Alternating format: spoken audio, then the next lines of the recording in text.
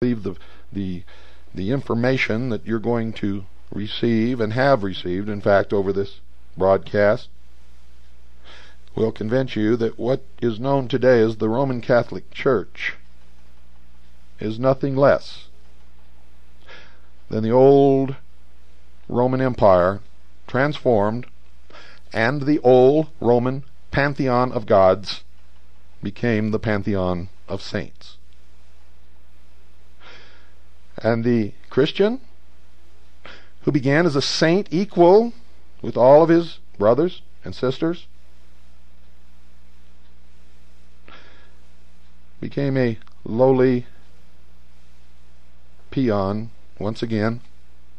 The title of saint was stripped from him and from her, and someone began to pass a plate and put up collection boxes and demand that at festivals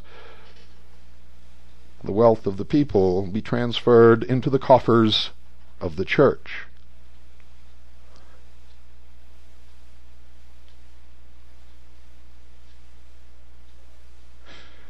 Now, I don't doubt that there are many fine, sincere, and devout Catholics. In fact, I know there are.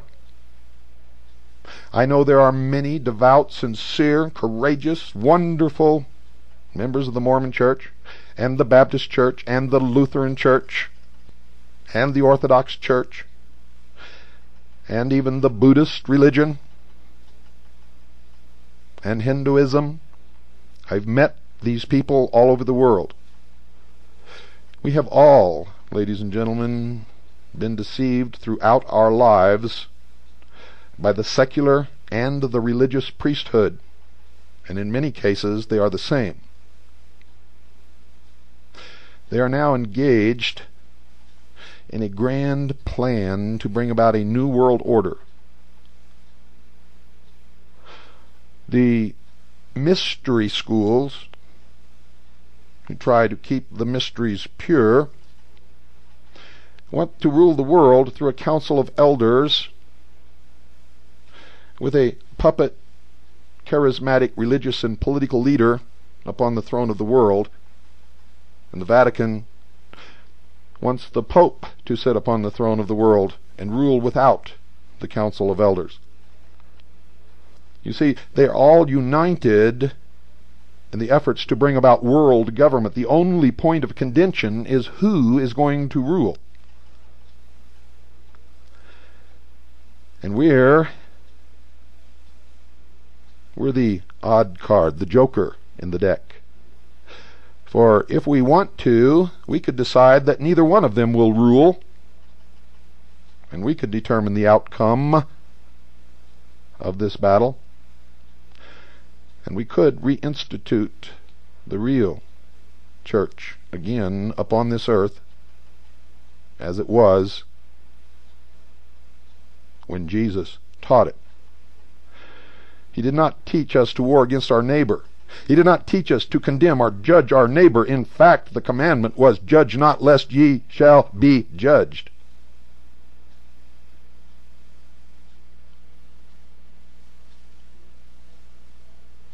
When Jesus spoke to a crowd and someone walked away from the crowd, he did not chase them down the road and try to stuff his teachings down their throat. Ladies and gentlemen, he did not do that. Neither did he build great, wealthy cathedrals built of shining glass with great pageants on the holidays and big-name stars to come and sing and perform in these pageants, where a homeless person or a poor, unemployed man with dirty clothes would be turned away from the door. Jesus Christ would have been the first one who welcomed that person into the church. And if you will look at the people that he habitually associated with, whose homes he slept in, who became his disciples, you will understand that those today who call themselves Christians do not even know the meaning of the word.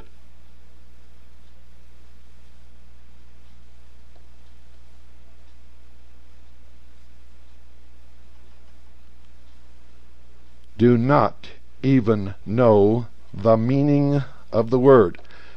Many of the ministers, pastors, who stand at our pulpits across this nation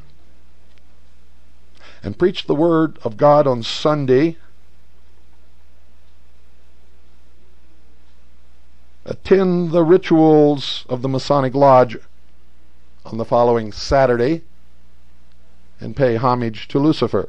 How can this be?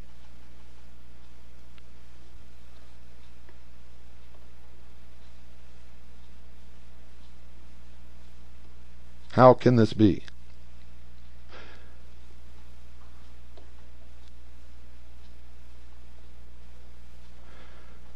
Now, folks, it's not my intention to treat lightly or to ridicule anyone whose beliefs we may here disagree with. I will be the first one to stand by your side and protect your right to worship at the altar of your choice any time anyone threatens to take that away from you. Whether I agree with your method of worship, or your church, or your altar. For I believe sincerely that only by protecting your right to worship at the altar of your choice is my right to worship at the altar of my choice protected. Only by allowing you to speak what you wish to speak is my right to speak what I must speak protected. And everywhere I go, I see Christians who do not practice that at all, yet they claim to be Americans and support the Constitution and the Bill of Rights and claim to be following the teachings of Jesus Christ. And they are not. They are false Christians.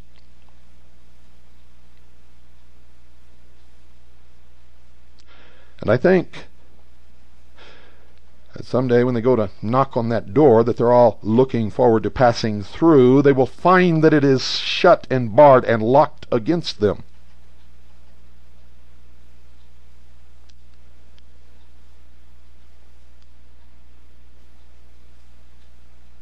I hope that this program tonight inspires people, regardless of their church affiliation,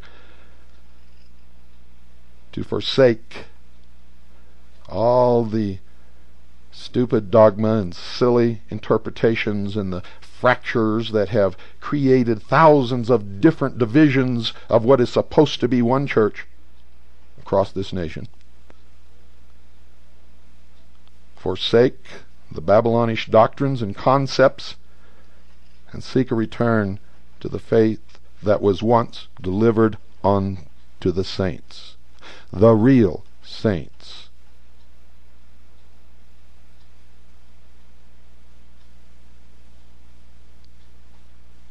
Not, ladies and gentlemen, the Roman pantheon of gods.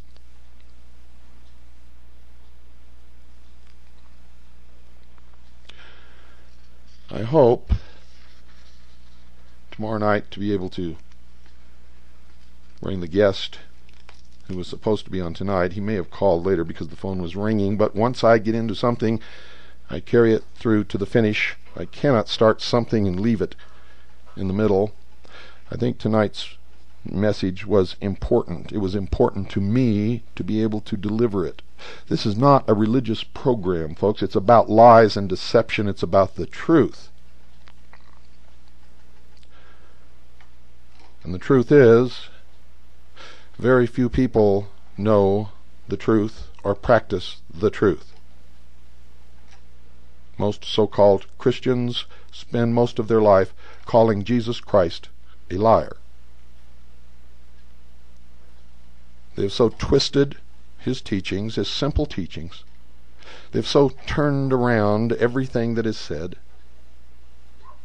They so reach out to find verses in the Bible to promote their own agenda, whatever it may be. And all through the work they steal from their neighbors and piously attend church on Sunday.